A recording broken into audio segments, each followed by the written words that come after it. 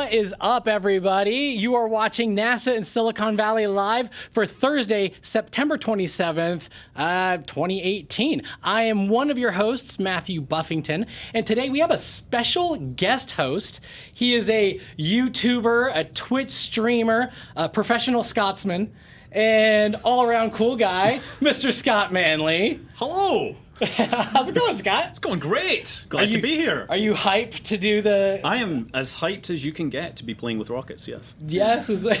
So for folks, if you don't remember, folks who were watching the show, about, I think it was, in January, we did a NASA Silicon Valley live show. We did our first space video game show. And so as we were sitting there playing the game, Scott was actually in the chat. And so as we're sitting there going back and forth on Lunar Lander, it was another one. What was the other game that you brought? It was not Lunar Lander. Space War. Space War. He was saying like, hey, you got to lead your shots. You got to jump on in. So that was you? That was... Everyone's a critic. So it was like, so as we were going through, we went back and forth on Twitter a little bit, and I was like, well, hey, let's bring Scott on over to come and help host this show. So welcome. Thank you. So our returning Jeopardy champions, we have Mr. Chad Frost and Mary Beth Wilhelm. How are you guys doing? Great. Hanging in. So what anything new happening since the last time you were here playing video games with everybody? What's up? I know, Mary Beth, you just did a presentation, right? Yeah. We're working on developing some new life detection technologies, and I did some field work in Iceland and lots of lab work, so it's been a busy summer. I'm ready for a vacation. I think you just came from the presentation, and Chad, you were one of the judges. Yeah, Chad was our evaluator. So. How'd you do? Oh, they're awesome. I mean, they're actually doing their big presentation in about a month, so this was our opportunity to give them a little feedback, and fantastic ideas coming out from all directions. It was super cool. Awesome. Well, so for this episode, folks, if you can't tell, this is a special Let's Play Video Games episode. But let me jump into the rigmarole, because if you didn't know, this is NASA in Silicon Valley Live, a conversational show out of NASA's Ames Research Center, where we talk to researchers, scientists, engineers, and all-around cool people about all the nerdy NASA news you need to know about. So if you like that, we are live on YouTube, Facebook, Periscope, Twitch. If you want to participate live in the chat, just like that lower third says, you need to go to twitch.tv/NASA. And our friend Kayvon back behind the scenes is actually digging through those questions, so I don't have to see the constant deluge of stuff in the chat. But if you can't catch us live, that is no big deal. We will have video on demand on Twitch and YouTube immediately once the show is over. And the next week it'll be up and replaying or rebroadcasting over on NASA TV, and also we'll have it on an audio version for podcast services throughout the solar system and beyond. So, all right, so before we start moving along, folks who are in the chat, start sending in those questions now. There's different parts throughout the show. We're just going to keep jumping in and grabbing questions from everybody. But, since we are doing video games, I have to make our legal friends a little bit happy. So we're going to jump into a fun disclaimer. We have a fun disclaimer over underlay, or I guess lower third. So this is just to remind everybody as we're playing these games that NASA does not promote. There we go. There it is. NASA does not promote or endorse, or will it provide the appearance of that NASA promotes or endorses a commercial product, service, or activity. Individuals that playing specific games does not constitute an endorsement of such games by NASA or the U.S. federal government. So, then with that, we're going to go jump on into some of our first games. But you know what? We did this cool segment transition, so we might as well just play that on over that we're doing for every episode. So.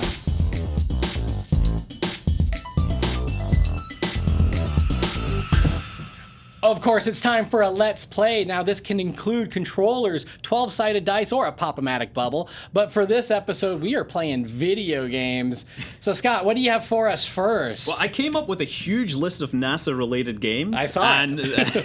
Obviously, we're going to play a few of these, but the first one that I wanted was Elite Dangerous. Nice. Which is basically a space sim set 1,000 years in the future. And not only can you fly a spaceship, but the game includes renderings of the entire galaxy. So you can go anywhere in the galaxy, including a few places that NASA has actually sent spacecraft. Nice. So yeah, this is a elite. I think we can't play it live because we need an internet connection, but we do have a highlight reel of some of my favorite things. So what are we looking at and what are we seeing here? We are flying towards Charon and Pluto, which are the two most distant explored bodies in the solar system. And how fast are we going?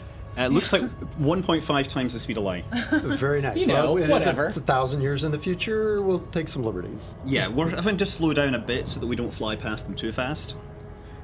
And so let's talk a little bit about that. I mean, because obviously, being here over at Ames, we're familiar with the New Horizons spacecraft as it went through. It did the whole flyby of Pluto, got some really cool photos.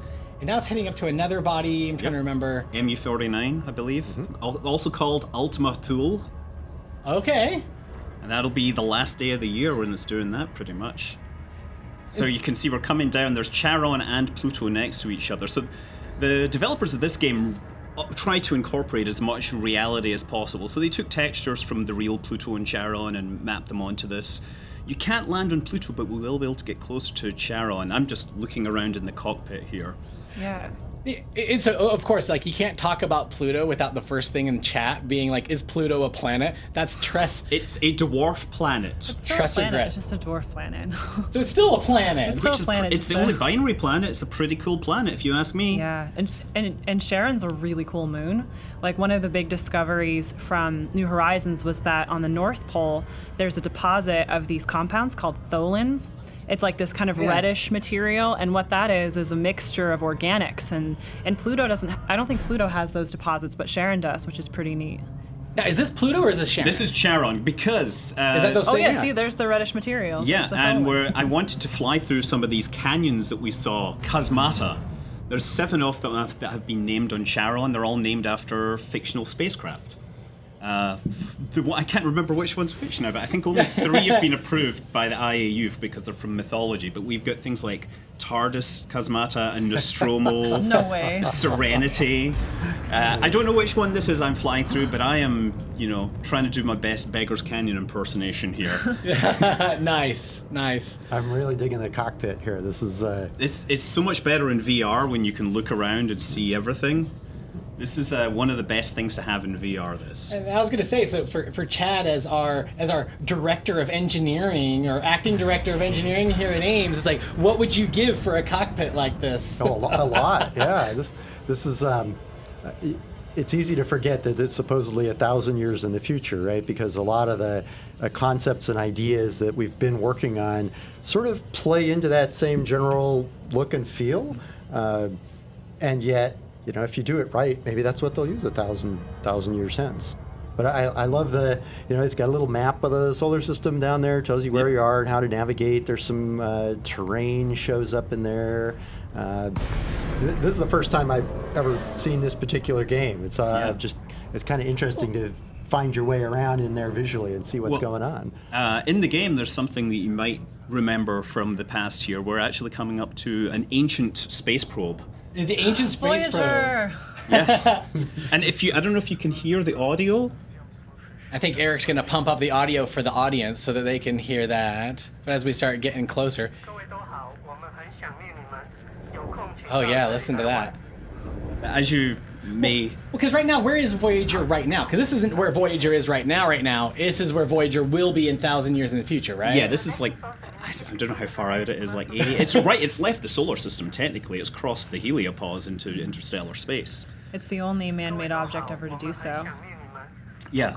But I brought along an interesting prop. I don't know if we can I know, show we can this. do the picture-in-picture Pictures, so we can have get some of our prop stuff over a here. reprint, a repressing of the Voyager Golden Record. This was done last year, and in the inside they have all the music, and they Really? have the sounds, the greetings from the various parts of the world. And my favorite part, being a DJ, is a slip mat showing the trajectory that Voyager took on the way, the two Voyagers took. So yes, That's really And of cool. course, That's and it pretty had to do gravity assists, whipping past different it planets. did. Yeah, 3 gravity assists. Well, Grand Voyager Tour. 2 did. But we should talk about what it was. It was a record that was put together to represent all of the sounds of the Earth. And the very first part of the record is recordings of, I think, over 50 languages, greetings. And then it goes into the best music from all over the globe was compiled and put onto this record and affixed onto the front of the spacecraft. And in about tens to hundreds of thousands of years, the Voyagers will pass by nearby stars. So the idea is someday maybe somebody will find it and be able to listen to the sounds of Earth. Well, as the engineer, I always was thrilled that right on the surface of the record, it tells whoever might find the record basically what a record is and how to get the information back off of it, right? So it says, look, there's sound waves on here, and this is what they look like, and here's what you need to do to play the thing back.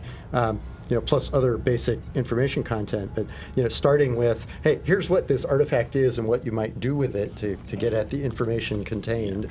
Get some nice. And so before we jump over to the next one, somebody named Silent Searchlight said at NASA, have either of the Voyager probes traveled beyond the outermost radius of the Oort cloud yet? Oort? No, the Oort cloud goes way No. further out. It goes out to 100,000 AU or beyond. So there you go, Silent Searchlight. I know Silent Searchlight. Yes. So they're on their way, but it'll take, a long time for them to get out that far. And so, okay, so what are we looking at coming up over here? We're just continuing on our journey. We flew past the sun, past Parker Solar Probe, but we're going to go to the moon. And I know NASA's talking about a space station around the moon. Well, we have a space station around the moon 1,000 years in the future in this fictional universe. It's a little bit bigger than what NASA has in mind. Okay. This is called Galileo, but I just wanted to show the docking sequence in this game because it's pretty cool. It is pretty cool. Obviously takes some inspiration from 2001 here. This is the Galileo spacecraft. Space station. And you need to request docking permission from the space traffic control. It's a future where they don't have magical artificial gravity, so for most people to get gravity, they have to rotate the station, which means you have to match the rotation. It's very realistic. It's realistic in that way, but of course, there's already like billboards and space commercials. Advertising. NASA does not endorse any of those. No, NASA does not endorse or appear to promote or endorse any of the space advertising. Did I see something that said Titan City? Yeah, there's a Titan City. You can go there if you like. What is Titan City? It's another space station in orbit around Titan. Oh, Titan's cool. There's probably cities on the surface of Titan, but you can't land there right now because the game only lets you land on planets with no atmosphere. Which is a shame because Titan is a fantastic place to visit with lots of atmosphere. I think it's the only other place in the solar system where it actually rains. Really? Yeah, it rains liquid ethane and methane, though. Yeah, at least with a solid surface. I think there's possibility of rains in some of the gas giants, but yeah. My experience with Titan has been playing in Destiny 2. They have Titan and they have these like oceans. It basically went from a frozen planet to ocean worlds. And the only time I'm sitting there, they'll have like somebody who you talk to and they have their helmet off and they're just like chatting with you. And I'm like, now wait a minute. It would be pretty cold. Wouldn't it be pretty cold? And even if just it's 70 like Kelvin, it's fine. it's like even if it's like, okay, so the methane isn't frozen, but it's liquid oceans of methane, it's still gonna be pretty cold outside. Pretty cool. So anyway, yeah, I guess next point after stopping to get some coffee, time to head out into the outer solar system.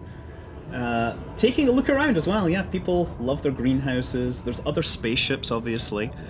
I'm going to point out that while this game does let you shoot other people, and it's a big part of the game, during this sequence I decided to be totally a pacifist. Don't even have guns in my spaceship. No, nice. And there are aliens who... Well, looking through the chat, a lot of shout outs to Scott. Hello! So, hello, everybody. And then there was another person who was, I think, Captain II is asking what timeline is this? He said, what, about 1,000 years in the future? About 1,000 years in the future. And has real time that advances in March with our own time. So it's, September 27th in whatever year it is. And so I don't know, like Chad, as somebody as an engineer, like talk a little bit about like what are some of those complications to actually build these things. I mean, we're way far off, but it's like there's a lot of stuff we have to figure out before anything even comes close. Yeah, absolutely, right. And some of it we're starting to work on and figure out. One of the big questions is if you want to build something really big in space, just how do you do that? Well, the biggest thing we've ever built in space is the International Space Station. By and large, we built that by sending all the pieces up as modules and assembling them on orbit with a lot of human labor. Right? It's mostly astronauts putting things together in space. And you could do it that way, but if you're talking a space station the size of this, it's going to be there's a huge human labor problem, or alien labor, as the case may be. And so we've really been putting a lot of effort into figuring out how do you do this robotically, so that you can have the robots go do it. The robots can deal with the cold weather. Send up the raw material, let the robots put it all together. We'll show up and live and take advantage of that. Well, and that's one of the cool things that we've talked a lot about, like on the journey to Mars. I've talked about going to Mars and talking about the moon. I was like, there's a lot of stuff about like humans living in deep space that we still have to figure out. And like, a cool thing about being at the moon is like, if something goes wrong, you're not 2 years away. You can try to get back a little bit sooner. So yeah, if you're far away, right, even as far as the moon, you have to take a lot of those things that we take for granted here on Earth. You have to take them with you. Right? Whether it's raw material resources, whether it's consumables, whether it's water, oxygen, food, all of those things that we just sort of, hey, I have my mug of water right here. If I'm out there in a space station, it's not readily accessible as a natural resource. It's either stuff I took with me or stuff I'm making out of materials I took with me. It's kind of a closed system. That really puts a whole new load on the technology, on how we do it, and we're having to figure those things out all the time, whether it's on the International Space Station or the new Lunar Gateway or anything we want to go do. You have to figure out how to do it with the materials you've got that you took with you. So going on in the background, as I'm just sitting there going through, we just buzzed past. We flew through the Saturn system just like Cassini, but we spent a little less time there than Cassini. Yes. Well, I guess Cassini's still there.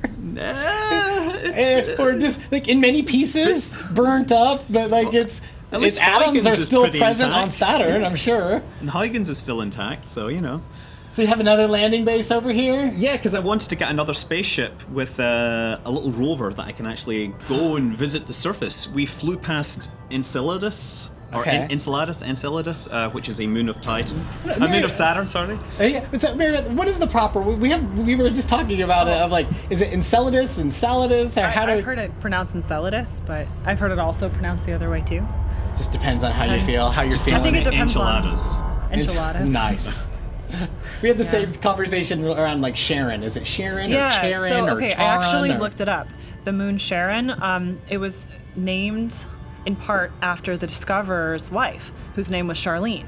So, I guess the community pronounces it Sharon after Charlene, but it's officially named after a mythological figure. So, and the correct way to pronounce it in that case is Charon, but in a scientific conference, you're not going to hear that pronunciation.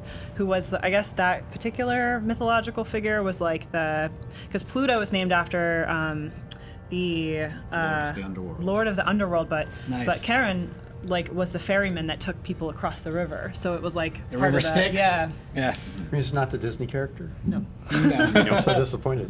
I knew that. Well, Yeah. So Scott, tell us about. I know we're now heading over to Europa, which we got to buzz by through Europa. Recently, they found ice geysers there using data from Galileo and Voyager. Right? They found that there's actually cryovolcanism. Europa is obviously fascinating from an astrobiology standpoint because it's got this huge ocean, right? Yeah, there's just beneath the surface there's a thick sheet of ice, a few kilometers, and then beneath it is a lot of water. I know that Mary Beth can literally talk all day about astrobiology. I could talk for at least a few hours. Was that your whole presentation that you just did? But yeah, it's kind of hard to imagine an ocean world like this because it's completely dark. So when we think of our Earth's oceans, we imagine light streaming in and beautiful green algae. But if life exists on Europa, it's living off of chemical energy and complete darkness. So it's a totally alien way to think about living. Miss Anno Vent says, you guys ought to go to the geysers on Europa. I think we got you one better, right? We are at the geysers on Europa. Is it Europa or is it the Enceladus one? No, this is Europa. I went. Oh, so there you go. This is a relatively new discovery, I think. Yes, but it's based on old data. Yeah. Which is always fascinating to find new discoveries in old data. So yeah, this is an ASP Explorer, much better cockpit. You can see a lot more there. So we just pause for a beauty shot. Nice. Yes. Get the Vista shot. That's right. That's Jupiter in the background there. Look at all those free samples. Exactly. Should go pick them up. To click share. Actually, yeah, I'm gonna get out in my rover and go for a drive here. All right, so let's check this out. Yeah, I mean the game has had, volcanic fumaroles, weird alien fungi, alien archaeology. They're all things you can visit, but we're staying within the realms of reality at this point. Yeah. Although these geysers are a little more powerful than the ones in real life, I suspect. Really? And so, in fact, when the recent discoveries of, the cool thing about these geysers, the idea is they found what is it, like the building blocks of life in those? Or? On Enceladus. On Enceladus. Which also has a geyser, which I think they're much larger. Yeah. So, talk a little bit about what that means for astrobiology for future NASA missions, what we're hoping to do. Yeah, imagine how much easier it is just to fly through a plume and take a sample rather than have to land and drive around and, yes. and collect sample as we're doing in this or drill in this through case. many kilometers of ice. Yeah, that's really hard to do on Earth, let alone on something that's that far away from Earth. But yeah, the samples themselves are really interesting because they've identified all of the raw ingredients needed for life in those plumes.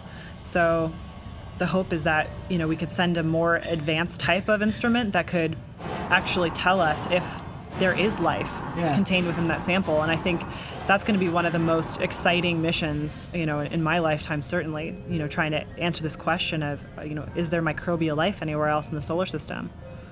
And remember, the material coming up out of those plumes is the material from down below that ice layer. And so we think if there's life to be found, it's down in that comparatively warm environment. And rather than having to drill down through the ice to get to it, hey, it's conveniently coming right up through in the form of these geysers and these vents. And so we don't even have to land on the surface to collect those samples. We can just fly through them from above. And so, one of the things I get a kick out of this game, especially, is the data that it uses is it's using real data, It's real using places. real data. Yeah, this is in fact the shot that we just had that we can have We Bill should throw rewind. on up. Yeah, Bill, if you want to jump on back a little bit to that big shot of all the stars. Yeah, so this is real data taken from... all of these stars are real stars. They start to fill in once they get too farther out, but many of these, or some of these have been identified by NASA missions, such as WISE 8550714, right? That was the Wide Field Infrared Survey Explorer. So they've obviously measured the colors and parallaxes and put these planets in place, but they've tried to extend this out to the entire galaxy, and you can go a long way out. You can travel to the core of the galaxy if you like and get to Sagittarius A star, the supermassive black hole in the middle. You see we've got Nebula, the California Nebula, Barnard's Loop, Polaris, obviously, pretty well-known star. So I'm really curious if any of the exoplanets that have been discovered by our Kepler mission have found their way into the orbits around these stars. Funny you should say that, because we are able to travel anywhere in the galaxy, and I might just pay a visit to one of those Keplers. That's where we're going next. We've been traveling around. We did not plan that, by the way. So we've been traveling around at the speed of light, but using hyperspace, we can travel even faster. Nice. We can travel up to 2,000 times the speed of light, or we can cross 50 light years in a matter of seconds, because it's a game and you don't want people waiting around forever. Yeah, that's not a fun time. So we're heading to Kepler 42, which was one of the Kepler points. It was found, it was obviously in the field of view, and they found planets transiting. Several large hot Jupiters very close to this parent star. Yeah, I remember talking to one of the NASA Kepler project scientists. The way that she had described it is you put your hand up into the air, and what your hand covers is basically the field of view of what Kepler was looking at. And all of the planets that it had confirmed, the exoplanets it confirmed, in just that little itty bitty space. And Tessa's even doing so much more than that. Yeah, but Kepler kept it all pointing at the same place for months, weeks, years even. Tess is spending a little less time. So those are the 3 hot Jupiters. So those are based on the real, the data that's been returned. This, of course, does cause problems for the game because the recent, new data set, is it the Gaia mission? Yes, they have changed many of the positions of the stars, the distances, and so the game hasn't decided to update. It's frozen its universe. But it did add, it added TRAPPIST, this TRAPPIST system. Oh, nice. So, yeah. Nice. But Which is the closest star. It's not the Proxima. Okay. Has a... But it was the most... It was only like, what, 4 light years away? It was pretty close by and has a close. lot, yeah. And a lot of exoplanets. Yes. Well, the exciting thing is now, from the results of Kepler and K2, amazingly, right, pretty much every star, on average, has at least 1 planet. And there's some stars that don't have any, and there's some stars that have a lot more. But on average, there's at least a planet for every star that's out there. And so you think about the billions and billions of stars, that's billions and billions of planets. And even if it's a small fraction of them that is anything remotely like Earth, that's still a huge, huge number. It's just exciting. This is the part where Kayvon in the chat is going to put the hashtag more planets than stars. That's a pretty wild paradigm shift. I mean, like, growing up there were only 8, and now it's 9, I guess. R.I.P. Pluto. All right, that was actually okay. Let me give this shout out to Acid Rain 1876-9 said R.I.P. Pluto. So, but that was back earlier in the chat. So, let me throw in another quick one that they had. Somebody had asked about Dread Metis asked, do you have any idea about the temperature of the plumes IRL? Oh yeah, sure. So the water and the plumes originate at the interface between the rocky surface and the ocean, and the temperatures at that point are, I think, like quite high, like 90 or 80 or 90 Celsius. Oh, wow. And then it's pretty interesting. So like at that interface there, you have like these silica nanoparticles starting to form, and the water then starts to make its way up. And then as it exits, obviously as it exits into space, it freezes. So like, I don't know exactly what the temperature is, but it's no longer in the liquid phase, it's in the ice phase. And so that creates a problem when you're trying to design a collector, because you have to then take that sample and then remelt it in order to pull out any potential, markers of life that you would be interested in analyzing. So we're going to eventually get to the point. This is almost like wrapping up Elite Dangerous. This is at the end, more or less, yeah. But there's our beautiful spacecraft. It's named at NASA Ames. Do we get to buzz in the name? I'm not sure if we zoom in on it. Oh, nice. Oh, we may have reached the end of the video itself. You can sort of see it. It's right there. Yes, NASA there, right on the Ames. side. So I do want, as we're getting ready to transition over to a new game that's on the iPad that we have over here, I do want to give a shout out over to Eric, our audio guy, who's sitting over in the audio booth. Now, he was pushing really hard to get No Man's Sky in on this one. I love that, but it's not really scientific. So he'd gone in and had played a little bit of Elite Dangerous. So Eric, I don't know, do you have any questions, any things about you want to throw on over to Scott about Elite Dangerous? Because I know it's it's a pretty tough sim game. It's kind of hard to figure that out. It's very hard in places for sure, but a lot of it is carried by the fact that it's so beautiful sitting around in your spaceship and looking at planets. Yeah, I totally agree. Yeah, it was a lot of fun to play with and really cool to look at, but definitely a steep learning curve. Yeah, and I think as a sound guy, you probably really appreciate the audio in that game. Oh yeah, it's beautiful. I want to try it out on the VR goggles now. It just looks like that would be a natural fit. We were actually talking about that, about how cool it would be to actually have somebody with the VR headset and just actually today I ran by somebody who over on their desk, they had an HTC Vive, and I was this close to just pulling it in, but maybe that'll be for the next episode, folks. So, yeah, let's switch on over to the next thing that we have set up here through the magic of an HDMI cable to an iPad. Yes. I came up with this idea during the last show. You were showing all these console games, you were showing PC games, but not everybody has PCs or consoles.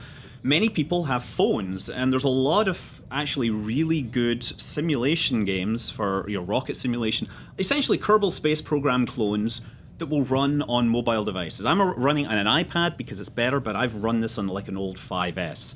So this is a space flight simulator, or space simulator. I'm just trying to build a little rocket here. We're just dragging the parts together. And Mary Beth was launching stuff right before. Yeah, as we were, that was screwing around. Well, we can have a go on that if you like. But and what are your mission requirements? well, right now this is just in the sandbox, so I'm just I'm going to try and put something up and into space here. Ooh, got to find a big rocket. I think this is going to be way too big. So, yeah, I mean, this simulates the physics. This is free in the basic mode, and then you can pay a little extra for an expansion. So it's actually really nice if you're interested in learning how rockets work. You don't have to pay extra for the fuel? You don't have to pay extra for the fuel. But, you know, fuel is always the cheapest part of the rocket, right? Yep. Compared to everything else. Oh, that wasn't quite right. Well, whatever. Well, I'll tell you what, while you're setting that up, we have a couple comments from the stream. One guy, Captain Quasar, asked for a 24-hour stream, please. So we'll see what we do. We normally aim for an hour, but we have some stuff in store for you, so we may go a little bit longer. I think it would get really boring when we sleep. You'd be surprised on what, over on Twitch. People, they'll watch it. Yeah. So, but here, let me throw this over to Chad, because he said, one question, comes from Maker BR. He said, what kind of engineer do you need to even be to consider getting a job at NASA? He says, I'm finishing as civil engineering, and I wonder if I can. So amazingly, we have civil engineers at NASA, right? Because, hey, we have all sorts of projects that require moving, everything from dirt, facility construction. We're just building out a whole new supercomputing pad right now. There's been a whole lot of refurbishment down at Kennedy Space Center to get ready for the new, larger rockets. So pretty much any engineering discipline, we have people doing that somewhere at NASA. So pretty broad. And so another question comes from Evil Mr. Muffins. That is an awesome name. That's great. What degree should I get to work at NASA? There's a big old smiley face. So I guess, if I went on the science side, Mary Beth, what would you, if people who are asking you, what should I study to get a job at NASA, what would you say? Wow, yeah, there's a lot of options. I mean, I work with people who have degrees in physics, biology, chemistry, astronomy. I think the best course of action is just choose something you're super passionate about, because let me tell you, it's a lot of school. It's 10 years of school after high school to get to this point of being a scientist at NASA. You have to get your bachelor's in something and then your PhD. So if you don't really love what you're doing, it's a long haul. Well, and I've found that it's there's a job for everybody. I mean, for me, I'm probably the one person at the table without a science degree, I'm guessing. And so, but my communications and poli-sci thing works out pretty well. We still love you, Matt. Yeah. I appreciate that. And on the future one, as we were assigning roles, I was sure to be put as the tourist. Actually, I made you the pilot. Really? Oh, nice. But you've got a really good point. Right? It's not just on the engineering side. We employ all different shades and varieties of engineers, but across the board, right? NASA's a big, complicated organization that does lots of amazing stuff, and it takes a huge cast of supporting characters to make that all happen. So, hey, everybody from, the public safety guy, we've got, NASA has cops, lawyers. We have firefighters, we have lawyers, we have people doing procurement, literally every profession you can think of, we have people that are doing that. I remember doing a podcast episode with somebody who had actually went through budgeting and procurement, but then eventually ended up doing a temporary assignment as a project manager, and then ended up doing more stuff and is on the technical side, but with it's like a whole mix, and you never know where you can end up. So Scott, tell us, what are we looking at? What have you been pulling together on this iPad over here? Yeah, I've just been flying a spacecraft into orbit while you guys were talking about all that. So we flew, we built a spacecraft, we flew it into orbit. We are now actually in orbit. So this was a simple 2-stage rocket, and I built everything by dragging and dropping. And yeah, you fired the main engine to boost us up into a kind of suborbital trajectory, and then we circularized with this little engine. So we're now here, and honestly, we're just going to go back. Because this isn't... What kind of altitude did you get there? Well, this is a scaled down Earth. So our height is... We're reaching up to 173 kilometers, and that is not really to scale. But it's nice to have scaled down Earth, because it means your orbits are faster. So I'm just going to actually go back now. We're going to land this. So we're going to reduce the time warp, and then we're going to perform a retrograde burn to slow our orbit down and bring the periaps, or perigee, inside the atmosphere. So explain, what is that? The perigee is the point in the orbit which is closest to the planet Earth. You have the perigee and the apogee. So I'm at apogee, or it says apoapsis, which is the general version. Perigee is over here, and that is the closest point, and you'll see there, periapsis. G implies that it's Earth. So you'll also get like peri-Jove around Jupiter, which is Juno goes from its distant apogee to close peri-Jove. And with Parker Solar Probe, you're going to have perihelion when it's really close and getting very hot, and aphelion when it's a long way out. I'm just going to fire my engine, and the thrust is dropping my orbit down into the atmosphere, and we're then going to use that to descend and land. Oh, nice. So yeah, and then I just wanted to show this. This is space, I think a space flight simulator. It's free, and you get it on Android and everything, Mac OS, or not Mac, iOS. So if you've got a phone, if you're just interested in flying rockets, this is a fantastic option for you. There's some other ones I want to look at. So we're now falling through the atmosphere, and as we fall through the atmosphere, the drag is going to slow our orbit down. You can see down here that our apoaps is decreasing because the atmosphere is slowing us down, we're losing energy, and so our orbit is getting closer and closer to the planet, and eventually we're going to slow down and we'll have to use the parachute. But we don't want to use the parachute just yet. Yeah. Because it will tear off at this speed. Right? Burn off. As Burn the case off, may be. yes. Yep. You're going to have it. Well, the funny thing is, I think the first time for me playing Kerbal, I was messing around with it, just like trying to do a quick suborbital launch, but I got really high. And then as the rocket was going back in, I'm like, all right, I'm going to try to land this thing. And I got the hatch or whatever it is, and I had it pointing straight down, just steamrolling like right to planet Earth to go and land. And I started noticing the Kerbal was having a very bad time as it was getting redder and like beaming, and I'm like, what is going on? Why is this not working? And I was like, I wasn't going that fast. I'm just falling. And then I remembered the conversation that I had with Jack Boyd, like on the podcast, of the whole blunt face idea. Yes. And I flipped it around, everything cooled off, and yeah, I am Kerbal actually was much having that happier. exact problem. I'm going nose first. Thankfully, this doesn't model re-entry heating, or I would have burned off my parachute and killed my crew. But we don't get to know the crew, so we can just treat them as faceless entities. Well, it's a simulation. It's a right? simulation, yes. It's very hard and Well, serious. aside from the atmospheric heating, you're probably not stable going nose first. So The cones are stable in both directions. On the Mercury, they had to have a little spoiler to flip it around if it came down the wrong way. I remember, yeah. Well, I was gonna say, like, so for Chad, while you're sitting around in school, I mean, We cannot I deploy don't a know, parachute. these kind of simulations, is that anything? I mean, when people are doing engineering school, does anything like this available? Not when I went to school, Matt. You have to do it on paper, right? Not for young 25-year-old Chad Frost. Yeah, we were lucky to have paper. We had stone slates and chalk. So one of the first pieces of code I had to write for my engineering software class was a 3-body simulation of orbital dynamics. Right, so. Anyone could have, gone out and done a 3-body simulation. It's not that hard, but boy, you sure learn a lot about orbital mechanics when you have to write the code yourself, right? It wasn't a sophisticated simulation, but there's no better way to learn the basics than to actually have to code it up.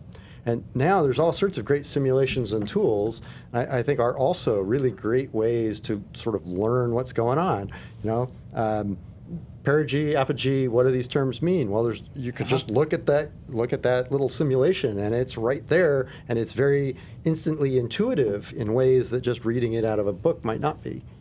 Wow. Yeah, I mean, a lot of these stuff, even like terms like delta V, different things, like I'd heard people talk about it, but it wasn't until actually playing some of the games I'm like, oh, that's what they're talking about. Okay, that makes more sense. Visceral, intuitive sense, right? That engineering sense of what it really is. Nice. Yeah. So what are we looking at? I've switched over to another one here. This is Simple Rockets, which is very similar. It's it's older. It has soft body physics. So when you build really big rockets, they can, you can have things break. But I was actually going to hand this over to Mary and see if she wants to try landing this. And this is for folks, if you did not watch the previous episode of us doing Let's Play Space video games, Mary Beth landed the lunar lander the first time without any practicing whatsoever. It tells you to activate your landing legs. Okay. Yeah, there you go. This is high pressure, man. That's okay. I'm a scientist, not an engineer. Well, the game really provides these very helpful hints, like you're falling too fast. Yeah, you've got more thrust, more thrust. No. Oh no! I bounced. You saved it. Wow, how did that happen? I don't know, but I did it. Yeah, you're now going to turn off your engines. You're okay, getting okay, higher. okay. You still have to land this thing. I want to go back to space. What are you talking about? No. Where you go? There's more science to find. You This is pointed the land- wrong way. No. Oh. You want me to go the I other think way? that was abort mode. You turn off your engines. You're. There you go. Now you can point in that direction. Well, So you're 250 meters up, and there you go. You're pointed the wrong way though. There. No, it's now catching up. There you go. Well, one of the questions from the chat, this was from No Sync. He was asking, "Are you guys thrust. going back to the moon?" And it's like, yes. Here we are. Oh, Okay, You've landed twice already. I know. I just love space so much. Yes. she just doesn't want it to end. I don't want to Yeah. go home. What? There. Land it. Now, is this the moon or is this? This is another version of the moon. Yes. This would appear to be a rocky planet. Yes, it has regolith. Nice. There you go. And Well done. All a of my winner friends. is you. I did it. You have Yes. landed. This is not what happened while we were just messing around with this I earlier. didn't know about the like secret magic powers of lunar landing. It was consistently every time. Sign me up. She is a part of the NASA Ames video game club. I am. But that's mainly like Mario Kart. So I'm getting really good at it though. nice. Does anyone want to try docking a spacecraft? I guess we're actually we can't How pass it far any can that further. cord go? Yeah. Gonna head on over to Chad. I get it.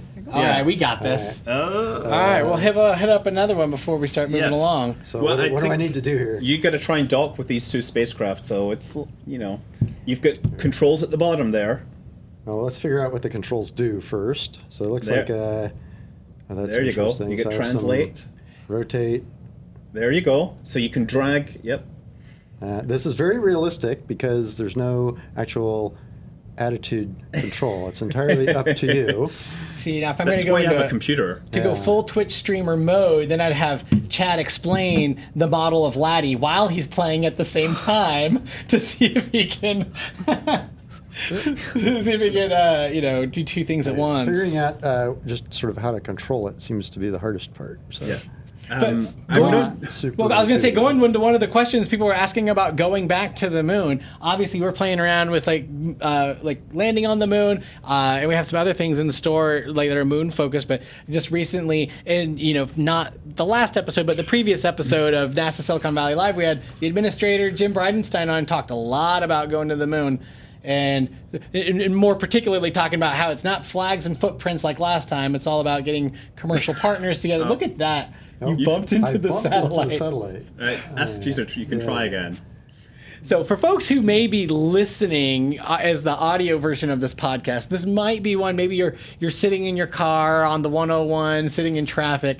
This might be the episode for you to pause and actually wait till you get home, and so you can watch it, on demand on Twitch or on YouTube, because it might be a more visually. I'm just wondering where the experience. docking ports on this actually are. He might be. It helps. I think they're on the man. side there. How's that? Yeah, they're between those solar panels. That's what you got to Oh, they're over on the side. I better stop and back up. Is that realistic? What Yeah, engineer would actually- put docking ports there? The problem is I can't fly over the solar arrays. Yes, this is It two-dimensional. appears like I have to go up. I was going to say. Yeah, up your to the space bus side has to here. slide around like that. And the other thing that's Now, we did have one other game, but I'm having trouble starting it with right now, and I'm not sure. Maybe we can try it towards the end, but... Well, we're hitting it about about 15 minutes left. Oh, so wow, we we'll better- hop on over to the next one. Once we get Chad, Let's see if we can do this. you can do it, Chad. Everybody believes in you. There we go. Just thread the needle here. And then I'll just jump in. Another question from the chat. This is from Dat One Fish. Does studying in the field of aerospace engineering help in becoming an astronaut?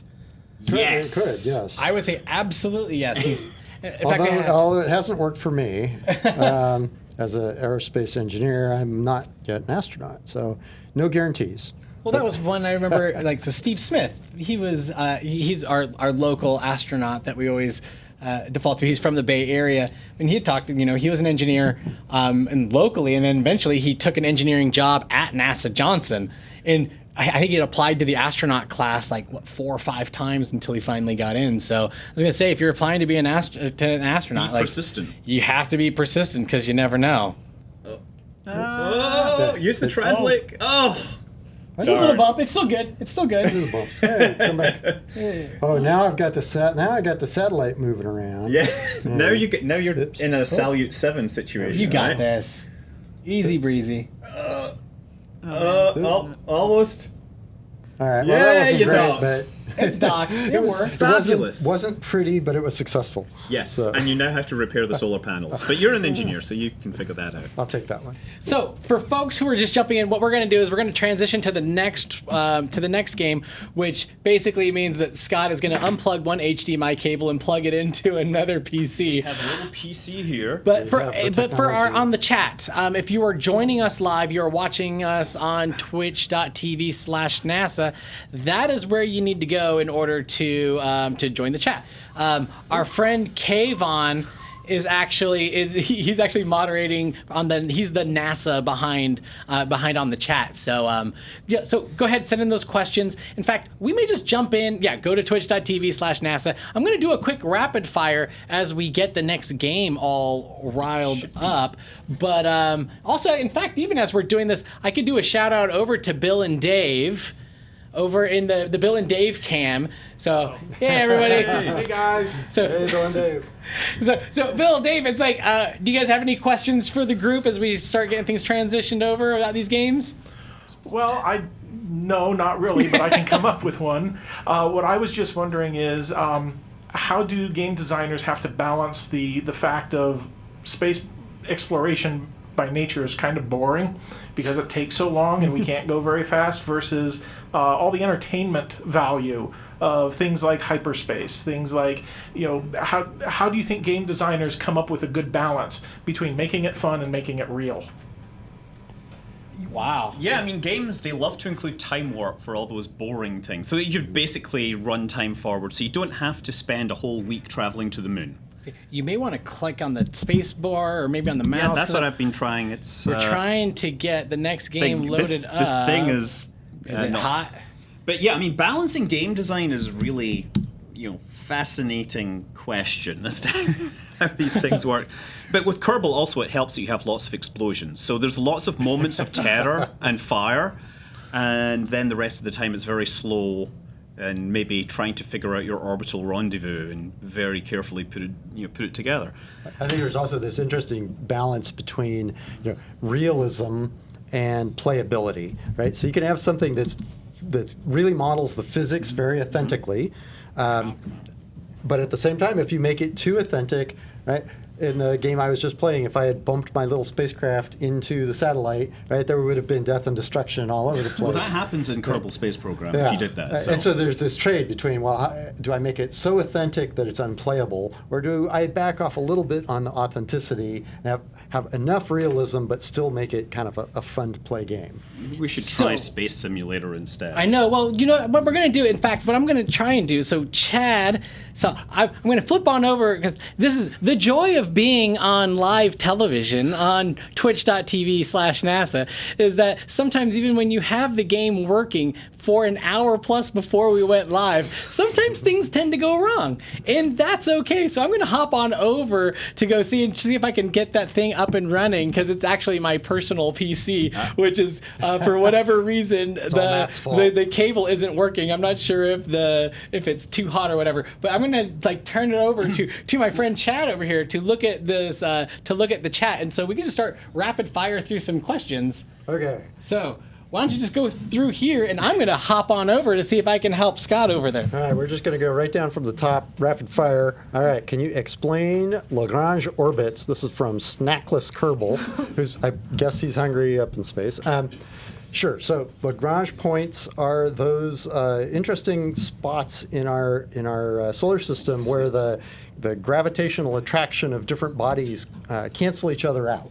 Right. So we have Lagrange points between the Earth and the Moon, between Earth and the Sun, where if you put a spacecraft at that point, it's sort of right in this nice little point of balance between them. And so they don't just sit there of their own accord. They typically have to be sort of a little bit of a drift around that point to be stable.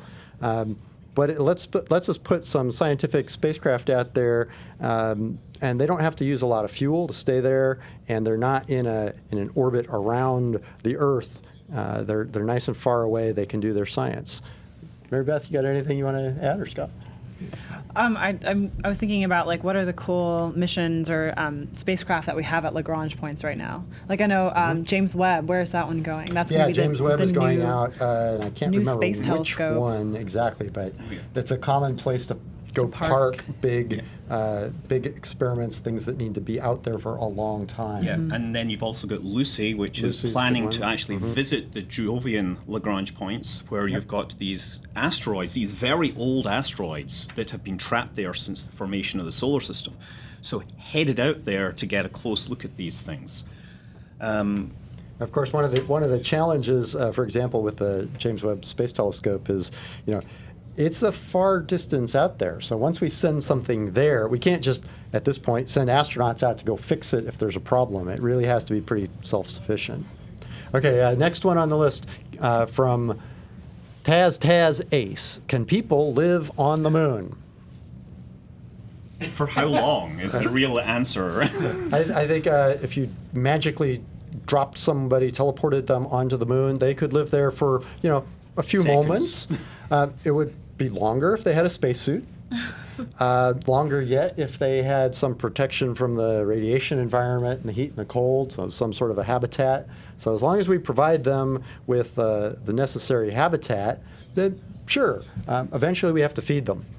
So they don't, snackless Kerbal may be hungry because we already gave the food to the people on the moon. Snackless Kerbal's living on the moon. Yeah. Yes. Well, snacks are the fundamental unit of life support in the Kerbal universe. They don't run out of air, they run out of snacks. Run out of snacks. Okay, looks like these guys have it running. We'll come back to the questions. Not yet? Yeah, this is rebooting. No. So we Okay. are not quite there. What we're actually going to end up doing is hey Scott, how you doing? Hey. So what we're going to end up doing is it is booting up right now. So we're going to go do some more rapid fire before we go ahead and jump on in. So I'm going to hop over there. I was thinking, yeah, okay, well, Or yeah, if you want to. I'm just wondering if we unplug this, whether it'll break it or not. Well, I think the thing is that we won't be able to get Steam up and running to get the yes, game going. okay. So let's just jump. Let's on just over. keep on this. Let's keep answering questions. Let's see, what's a good one here? It decided to do a Windows update. Really? It's a Windows update. That's what happened. It's so funny. This Okay. is like welcome to live television, folks. Here's a good one for Mary Beth. Shade of Dead says, what about rain on Venus? On Venus? Oh, I think it's too hot. What would be You raining? get rain in the upper atmosphere, apparently, Oh, but it really? evaporates before it hits the surface. Okay. That's what I've seen some evidence of that. And I was watching an NIAC stream, and they were talking about a balloon that would look at this, and also considered looking at dust that would be blown up from the surface because of the very dense atmosphere. So. I think also at this point, I don't think we know. There's hypotheses. We've talked about sending a new generation of probes to Venus at some point. It's been a long time since we sent any. Maybe that'd be a great question to try and seek answers to. Yeah. Let's see. So robotics. This is from Kinetic. So robotics will have to advance for us to advance in outer space. Yeah, That's a question Yes. for you, Chen. Yes, it I will. think that's Why- perfect for you, Chen. why, It's more of a yes. statement of yes, indeed. Yes, it will. I think Now it's updating Steam, by the way. we're going to send humans deeper into space, and then we're going to send robots right alongside them. Right now, one of the NASA plans is to have a future, outpost in the vicinity of the moon, and we're not going to be able to have humans there full time. Humans might be there, a month out of the year. And so the question is, well, how do we take care of the place the other 11 months out of the year? So we really need to have some robots to help with that. We talked earlier about having robots help build the future things that we're going to have in space, like habitats and space stations. I think especially the further out into space we go, the more robotics we'll need, and the more autonomy we'll have to have as well. So we are getting Steam booted up. The game is about to go. And ladies and gentlemen, my laptop just died, so we're going to keep doing some questions, but I'm going to do this from my mobile phone. But, okay. Batteries? Because it is live television, so it's going to be really fun. But let me jump on into the chat, which I have some stuff right here. Okay, what information can be gathered from the newly landed Japanese probes on Rygu? They've obviously got cameras on there right now, but these people should appreciate these are just the first of many landers. There's going to be a second lander and a third, and they're also going to shoot it with an anti-tank round to make a hole in it so they can get a sample. The Ryugu asteroid, I'm fascinated by this because it's a very undifferentiated kind of rock, so it's going to give us some real interesting old look at the kind of pristine material from the solar system, early solar system. I'm a big fan of the old school, if you want to know what it's made of and what its characteristics are, poke it with a stick. Yep. So they're going to hit it hard, and then they're going to bring a sample from underneath the surface back home eventually.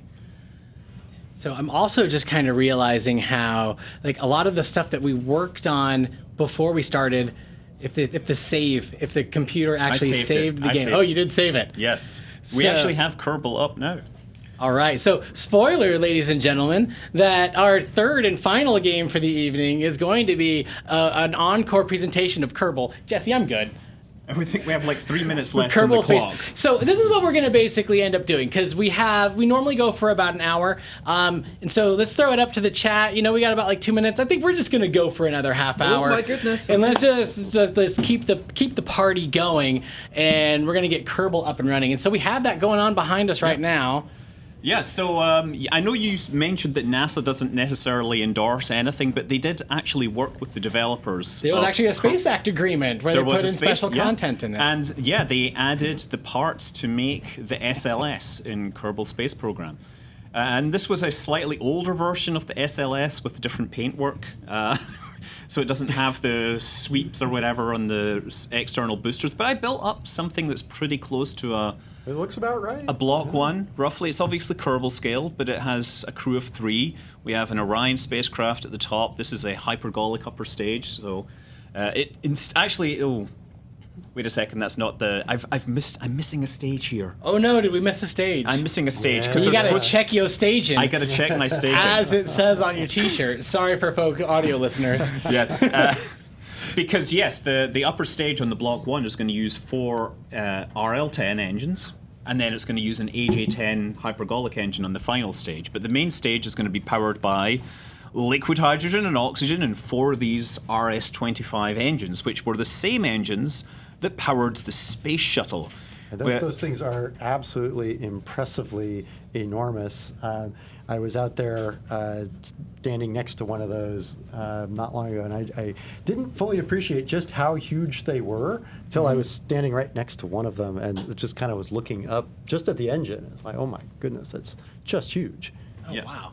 Yeah, the RS-25 engines are still right up there as some of the best engines ever developed. Everybody's, in terms of specific impulse, they're way up there. And newer engines are switching over to different fuel cycles, but they're not going to get the same efficiency. And so basically what we're trying to do here, this is SLS EM1 is what I always hear referred to. Yes. So why don't you guys explain to me, what is EM1 for us, for the noobs? What is that? So what does that mean? What is that? EM1 is the upcoming sort of test mission to take the system out around the moon and back, right? So EM1 is the first one that will take the complete system up and out and around the moon and back. Won't have any crew on board. Have a whole bunch of experiments. The SLS is carrying along with it, in addition to the Orion on the top, it's actually carrying along a whole bunch of additional CubeSats around the interim cryogenic propulsion stage, the ICPS. It's sort of that big conical ring down there. And on its way out, it'll deploy a whole bunch of those little secondary spacecraft too. So it's doing a whole bunch of interesting things on that mission. So we see those boosters just fell off? Yep. And well, then we're deployed, on... I guess, or... Yeah, we don't say fell off. They didn't really just fall off. We staged them. Is it launching from Cape Canaveral? No, it's launching from Kerbal Space Center. Yeah, because I don't remember that many KSC. mountains in... It is KSC, though. There's not many mountains There's not many mountains in Florida. No. But yeah. And there's no boats out there. There's no boats out there. But there is launch. Yeah, there are some islands that you can land on. So this is one of the great things about Kerbal Space Program is it's been around for like 8 years now, and I mentioned that people that have played this game are actually now working at NASA. Like it's changed people's views and turned them into actual rocket scientists. But the great thing about Kerbal Space Program is it is essentially simulating these rockets as multiple parts. I'm going to just throttle down my main engine. So I guess we're going to carry our main stage because we're going to go out to the moon. So right now we're just kind of holding attitude. I was gonna say, like related to what you were just talking about. I recently had gone through like a training over at Wallops, and there was a couple people from Marshall, and they had seen the previous episode where we were doing Kerbal Space Program, and they were quite they were very adamant that you really need to get some people from the Marshall Space Flight Center onto the show to play some Kerbal, because there's a lot of Kerbal fans over at Marshall. Those guys know way more about rockets than we do. We are not rocket folks here. No, not at all. If we need to know about rockets, we go ask them. That is Those awesome. guys are the experts. Well, yeah, I mean, so Kerbal uses a slightly smaller version of reality. Everything is scaled down by a factor of 10, and that makes it kind of easier for the players because they have to spend less time trying to chase down targets for docking and everything. Space is big, and if you make it smaller, it makes things easier. But, physics-wise, the game engine models the thrust from the rockets, the aerodynamics, the thermal transfer, power flow. You get it all in there. And it kind of the natural behavior of aircraft and rockets all just comes out of modeling it like this. You can even have your rockets disintegrate at max Q because you overstress the airframe. It has the great thing is you play this game and there'll be a failure and your rocket explodes. And you can typically think back to some point in the past where a real rocket did exactly the same thing for the same reason. So I'm just putting ourselves into orbit. I think I'm gonna try going out to the moon right now, or we could, go somewhere else. We have a pretty big rocket here. I think I gave it way more fuel than we needed. We actually carried the entire first stage into orbit. You brought the first stage. And we still have fuel in it, so we might as well use that. Let's go somewhere. We're going to head out to the moon here. So to travel to the moon, we have to perform what's called a translunar injection in this case. Okay. And what exactly does that mean? A TMI? Yes, TMI. So what you can actually do is use the navigation computer. You click on the orbit to create what's called a maneuver node, and then you say, at this maneuver, I want to add some thrust, and you can see that it's showing you after this maneuver that my orbit will go up. So we want this orbit to go up towards the moon, and I've carefully placed this node so that it should put me near the moon, you see, and it's actually telling me... Because it's going to actually be moving while you're trying to get it, so you're trying to anticipate its space. Yes, there we go. We're actually going to get an encounter with the moon there and then get kicked off into a slightly different orbit. But I think we can... I think we could, well, as we're on our way over to the moon, we'll throw that over to the chat, and Kayvon will let me know, do you guys want to do we want to go to the moon, land, or circle around and come back? Or do we want to go somewhere else? So go ahead and jump into the chat and let us know what you want to do. Yeah, I'm gonna take this. Do this. Oh, I'm just gonna use time acceleration to get here. So warp to next maneuver. Yes. And so, so Mary Beth, as a scientist, it's like coming up with experiments and looking at like astrobiology. It's kind of, I don't know, how much time do you guys spent thinking about this kind of stuff of just like getting into orbit and. Or is it just like this is the engineer's world, or how often do you guys like work together? I mean, it's really important to understand, how the engineering is going to impact whatever instrument payload you're developing. And so it's important, especially even early on, to start to think about those types of problems so you can make sure that whatever experiment you're trying to do, no part of launch or getting into space will affect that experiment. So... I also often think of there's people here at Ames who are creating like experiments, right? And they're putting them together in this nice little box that they send over and get launched in a rocket. And I'm like, your experiment, not a gentle activity. Exactly, it's like surviving like a launch is a pretty traumatic thing for whatever is in that experiment and in that box. So. Yeah, I've seen the test rigs that they use for all this, and it's vibration, heat, the electrical interference is acoustics. Thermal vac cycling. It's pretty brutal. One of my good friends works over at Goddard, and they have this beautiful, like, I don't even know how to describe it. It's like where all the spacecraft get born and tested, and like the size of the thermal vac chambers is huge, and my friend gives us like this excellent tour, and at the end of the tour, she takes you like downstairs into the basement where they have seamstresses who actually like sew to get like they cut out and sew together the spacecraft blankets, like the things that The MLI, the multi-layer so insulation. cool. Yeah. But like you think that you were at like a fabric store, like nope, you're like using this amazing material that helped like insulate it. And she's a thermal engineer, so she really cares about that stage. So That stuff's hard to sew. I tried it once. Really? Yeah, it's Did? basically a bunch of layers of super, super, super thin, kind of like Mylar. Yep. Right? It's slippery, it's crinkly. You try and sew it. You can't do it on a sewing machine. At least I couldn't. So something from the chat, we have Dialar42 is saying, send Chad on a spacewalk. Is this something we can do en route to the moon? We could do. Yeah, I mean, they did that with Apollo. On the way back, they had to go on a spacewalk to recover one of the cameras. I'm just putting this into I'm putting this into an orbit that will swing over the North Pole of the moon here. So, en route. Yeah, let's get out for a little spacewalk here. Is that Chad? That's Chad. There we go. We have the EVA. picture is right over. There we go. There's Chad, and I guess I'm just gonna. You're just gonna let go. And hey, way to go, Chad! Live your dream. You're Chad. doing great. Do I have a tether? no, but you do have a You look kind jetpack, of green. so you can fly around. And look, okay. you're super excited. As long as I have a jetpack, I'm good. Yeah, you're good. There, look, we can see the rocket with all this. Wow. We still have fuel in that main tank. I think I haven't really spec'd this up. I put this together very quickly, but with this game, I mean, I told you how they scaled everything down by a factor of 10. Yeah. You can actually mod the game up to make it 100% realistic and try to replicate real spacecraft. So as Chad's doing a spacewalk, I'm going to keep jumping into the chat because there's a whole bunch of questions in here. I'm looking happier now, but you're still, having a good time. still kind of green. Kerbal Chad is Gotta get super some- happy gotta right get now. some Dramamine in there. Exactly. Yes. Yeah. So one of the questions from the chat, this is from Seriously Gaming, asks, what are the opinions of gravitational waves? Are you all excited for gravitational astronomy? I don't know, that might be a little bit out of... I'm very excited.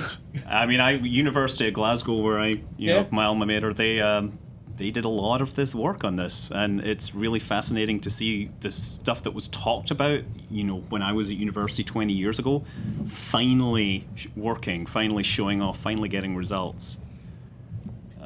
For Chad, Mary, that's fall into your world? Because the funny thing about at Ames is there's a little bit of everything. So we have astrobiology next to the supercomputing, next to the aeronautics, next to engineering and small sats. So there's a whole mismatch of disciplines at this center. So, but I don't know, do you guys interact with that as much or? Not really. Yeah, not so- happy hour at the space bar. Happy hour's about it. The one thing I was thinking about in terms of gravitational waves, right, is so one of the things we do here at Ames is especially small spacecraft or missions with lots of small spacecraft, and there's the potential to do some really fascinating science with these littler spacecraft, but it depends on having really small compact instruments as well. And we were talking to some colleagues at one of the other government agencies about really, really tiny, highly sensitive magnetometers.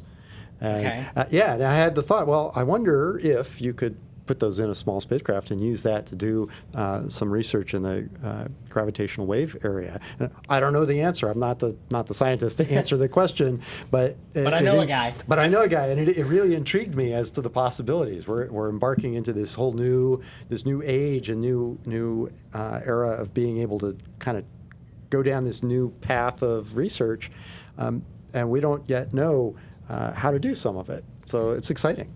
And so it also that came up in the chat, one of the comments has been, let's go to the moon or Mars. And since the name of the game has been Moon to Mars, but speaking of which, the moon, we have this Laddie model sitting right in front. We do. Maybe you could talk a little bit about what the Laddie model is, what Laddie did, and even Mary Beth, it's the moon is still ripe for science. there's a lot of stuff that I mean, you think what it was in the 70s was the last time we actually had footprints on the moon. But since then, we learned a whole lot more about like how much water ice is there. It's just quite crazy. So I don't know. Like, the delicate model that I tried to move earlier. It's not that delicate. It's pretty robust. I went to grab it. You picked it up and it came I was like, right, but it's supposed to come apart, Matt. So I figured we're talking about spacecraft. It's always good to have a toy to sort of illustrate questions as they come up. And this happens to be a model of our Laddie spacecraft that went and orbited the moon lots and lots and lots of times a few years ago, doing amazing science, and now is in many tiny little pieces on the surface because at the end of its mission, we just crashed it into the surface, carefully avoiding any historical artifacts. But so Laddie is a good example of what you can do with a comparatively low-cost spacecraft. Right, this is something not to actual size, but it is to scale. This was about the size of a refrigerator, right? A good-sized refrigerator. Right? And it was designed as a modular spacecraft, so as different missions came along, we could reconfigure it to the needs of the mission. Right? You might not need all these different pieces. You might just need the top piece and one of the bottom pieces, right, with the propulsion, depending on what you were doing. And we designed a version of this that was a little bit bigger. It had 2 more of these middle segments that could do a Mars mission, for example, right? And the cool thing is, right, we can now do all this amazing science with smaller spacecraft because our ability to squeeze the science into smaller, more compact, and more efficient instruments has allowed us to do more with smaller spacecraft. So it opens up all these new opportunities for folks like Mary Beth. Yeah. Like, okay, we can actually go do some amazing stuff with little tiny spacecraft now.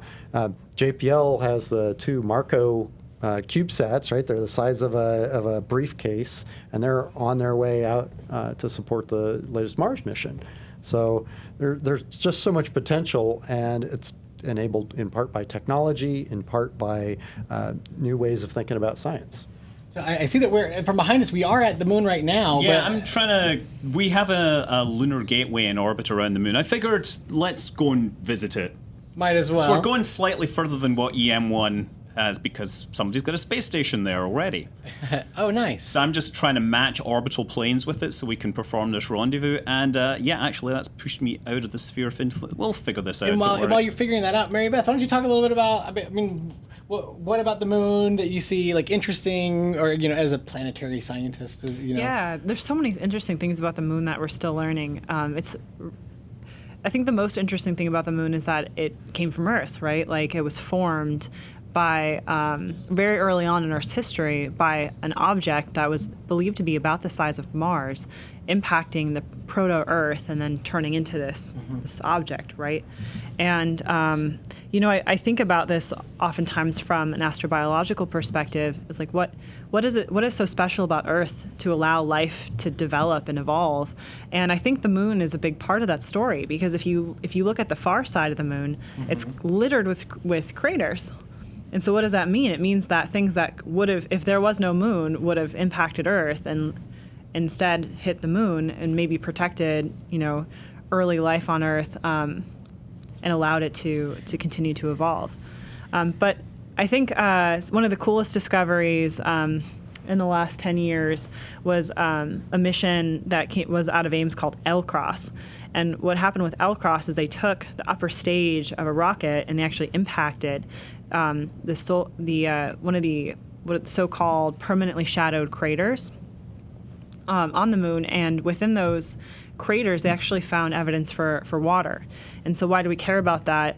Especially if we start thinking about going and living on the moon, that's a resource that could be potentially used in situ. So I thought that was a pretty cool design for a mission. They didn't land anything, they just impacted, kicked up a bunch of dust, and then analyzed and flew through the dust. I think that's a really cool design. I mean, one of the big questions now for our return to the moon is, what's the distribution of the various materials present on the surface of the moon, right? So, okay, we know there's water. Now we know that there's actually quite a bit of ice not buried necessarily, but near or on the surface, especially in some of these shadowed craters. Okay, well, where is it? How much is there? How do we get it? What do we do with it? They're all really important questions that need to be answered if we want to have any sort of a presence there. Like a long-term presence. Long-term presence like on the moon. During the Apollo era, we went and we were tourists, we were visitors, but we didn't stay for very long. We've learned so much since those initial flags and footprints. Well, even just one thing that I think of is like a lot of precious earth metals, which really aren't earth metals. They came in asteroids and they're like formed in the solar system and impacted and hit Earth. But I mean, there's a lot of craters on the moon. There could be a chance that there's precious earth metals or moon or yes, asteroid. But it would never be profitable to get there. Yeah. The thing about metals and asteroids is that on the Earth you have metals that love to dissolve in iron and then they just sink to the core. So all our gold and platinum, it's all in the core. Whereas on asteroids, well, we've broke those planets apart, and we can actually get bits of the cores of protoplanets. That's why asteroid mining has these bits of metal, these huge amounts of metal in them. So I see that we're getting a little bit closer on Kerbal, but there was a question that came in for Scott that was like, could you please ask Scott about the KSP Kraken? The Kraken. Yes, the Kraken is a fantastic result of game proing. Yes. So the Kraken is what happens when physics goes wrong. So okay, it's kind of fascinating. Sometimes there's a physics engine in the game that's modeling how it works, how the physics and everything works. And sometimes it has mathematical errors which can cause the spacecraft to disintegrate. So in the old days, when you got very, very fast and very, very close to the sun, the spacecraft would just spin out of control and disintegrate. And we called that the Kraken. And the developers have slowly fixed these things bit by bit, but every now and then you will just find the most bizarre bug where your spacecraft just spontaneously explodes, or you hit some weird singularity in the mathematics and everything disintegrates. And then people have learned to harness the Kraken for good, and they've learned to build Kraken drives, reactionless thrusters that don't need fuel. So, yeah, the Kraken is a great friend and enemy in the game, and is actually out on one of the moons. There's a Kraken corpse available that you can find if you're sufficiently interested. So there's another thing from the chat, another question. This is from Fox_Tango, which, welcome back. I remember Fox Tango has been there quite a bit. So in previous episodes, but have any samples? Piezoelectric stone been collected from the moon, Mars, or other astral body? I'm probably butchering the name. People are looking at me and shaking their heads. Well, I'm trying the materials that came back from the moon that have been analyzed. I don't recall them having any piezoelectric or semiconductor properties, but I'm not a material scientist, so I could be wrong. What is piezoelectric? The word that I butchered, what does that mean? So if you have a material that you impose stress on, right, it produces voltage. Okay. Right? And vice versa, you can apply voltage and it'll displace the material. So some just like metals, or for example, some of the materials in your microphone might be a piezoelectric microphone. Certainly probably the one in your phone is. Yeah. Right? So it's converting the pressure from the sound waves in your voice into an electrical signal. Oh, right? interesting. So okay. materials that do that, right? A family of those materials it's a piezoelectric effect. The more you know. So the short answer to their question, right? Yes, is no. We don't know. We don't know. We don't recall any of that coming in, but that doesn't mean it hasn't. Yeah. But they're very easy to make. I mean, they're pretty much very simple industrial. I mean, they're types of quartz with doping. Yeah, it's everywhere. So all right, are we at the moon? Are we landing on the moon? What we're just orbiting. Oh, apparently we now want to use sticky keys. I'm gonna say. I was trying to rendezvous, but it's actually very hard because you have to minimize big picture mode. Minimize big picture. Yeah. Okay. And then we get there's this. my desktop. It's a good thing I wasn't trying to land at that time. If you can't tell, ladies and gentlemen, this is not Scott's normal PC. Yeah. He is fiddling around with. I'm actually having some interesting problems here because I can't see the orbit as easily as I normally would. So I think. Yeah, I'm just trying to figure out how to make this rendezvous here. But you go on. Go talk. So, well, there's Payson Canut 42 was saying, do a suicide burn landing on the moon, please. Okay, well, never. Right, let's just try landing this. Everybody wants to see me try a landing, right? Why not? So let me jump to another question from Alpha King Gore. How big a problem is space debris? Let me just throw that up to everybody for what you think. Well, at the moment, it's a problem, but it's not a gigantic problem. Right now. It's in the news frequently these days because it has the potential to become a huge problem. Right? So right now, there's plenty of space debris up there. There's spent rocket bodies, there's dead satellites, there's little bits of nuts and bolts and junk that's blown up over the years. There's a whole big cloud of debris from satellites that have collided. The good news is, right, most of it is not where we have people, right? For example, on the space station. And most of it is not where it's going to run into other satellites at the moment, right? We do occasionally have to move satellites to get out of the way of space debris as it's floating around. However, right, with all the spacecraft that are being launched, and there's more and more spacecraft being launched all the time, all it would take is a couple of bad days for there suddenly to be a whole lot of space debris in a bad place.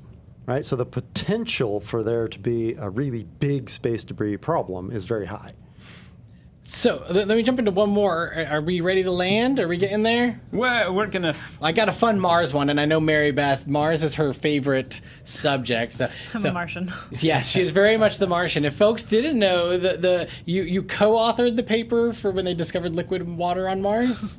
Whatever, just kind of dust it off. I like to. Matt likes to embarrass me. I always like to call out to Mary Beth. She's like, yeah, whatever, But okay, here's a question from just a side project. Nuranon, who's asking what to do about perchloride on Mars when crews visit. When crews visit, yeah. So perchlorate is a salt, and it's found on Earth. It actually comprises rocket fuel too. And it accumulates in extremely dry places. So it's a problem in a lot of desert environments, including in Southern California, for example. And it's toxic to humans. So if you consume perchlorate, because it's so soluble, meaning it goes into water very easily, and you drink that water, it can cause thyroid issues. And actually, I think it used to be used as a treatment for overactive thyroids, back in the day. Okay. Anyway, so there's a ton of perchlorate on Mars, and that ties into the whole water on Mars story, because what we detected was actually hydrated perchlorates, so water bands that, or water within the mineral structure of perchlorates. So anyway, if we end up using any resources there on Mars someday, perchlorate remediation might be an issue, depending on, how and what we use that type of water for. So Mark Watney's going to have a hard time growing his potatoes. Well, he might have a hard time having a thyroid. If you had hypothyroidism, he's going to have a hard time. But, there are chemical solutions to this, and I'm sure we could figure out a way to remove it if we needed to. But it also gets in the way, just from a science perspective, when we're doing analyses of the soils, it can actually react with some of the carbon-bearing compounds in the soil, and turn into a big chemistry reaction. So it's been problematic for previous Mars missions looking for organic compounds. So as we're looking on the screen right now, what do you have going for us, Scott? I think we decided to break with the actual mission plan, and we're just going to land. We're going to land this using its...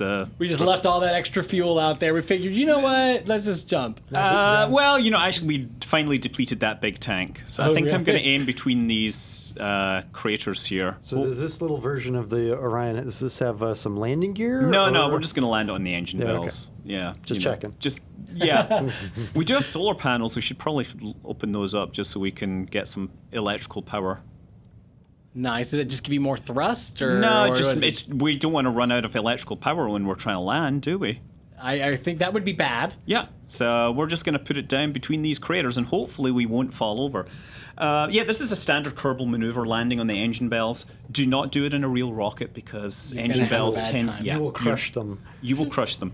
Yeah, even on one of the Apollo missions, they came down too close to the surface, and the engine bell got sort of crushed just by the force of the rocket exhaust. There's a famous photo of it being with a fold in it. And that wasn't because it hit the surface, it's just because the rocket exhaust bounced off and came back like a sound wave. Now, I'd like to point out that those solar arrays are a little dinky. They are, but we're very efficient in the Kerbal universe. Solar array. Now, one thing I'm not sure of here is I can't see. I don't have an altitude meter. There we go. Oh, there you go. So visual approach. Yes, He's visual gonna approach in land. Kerbal. Oh, look at that. Here we go. Oh, good There job. we go. Okay, yes, we did it, and Well we can all done. EVA. I'll just get you off there. Look, Chad, you're going to the moon Oh, now. Chad, look at that. Chad. I always wanted to go to the moon. Yep, you're on the moon. We're just gonna let Where's you. the cheese? Though, as we learned from the first episode that we did, 4 weeks ago with Administrator Jim Bridenstine, we learned that the moon was made of spare ribs. Spare ribs. Barbecue spare ribs, evidently. I would A lot totally for trust commercial that. crew, for commercial use, I'm sure. The moon has many great things for it, but I don't think cheese or spare ribs. No. Cheese or spare ribs. A veritable cornucopia. Although I do like to point out it's harder to prove that the moon isn't made of cheese than it is to prove that the Earth isn't flat. Nice. So why is there no Moon Cheese Society? No Moon Cheese Society, exactly. Perhaps there is. And they could be rating every single Twitch stream, every single NASA stream or social media platform with the moon cheese or like truthers. We should plant a flag here. There, I claim this moon in the name of. We got to come up with a message for all humanity. It's me. I'm on the moon too. Yes, I think that's yours. Yep.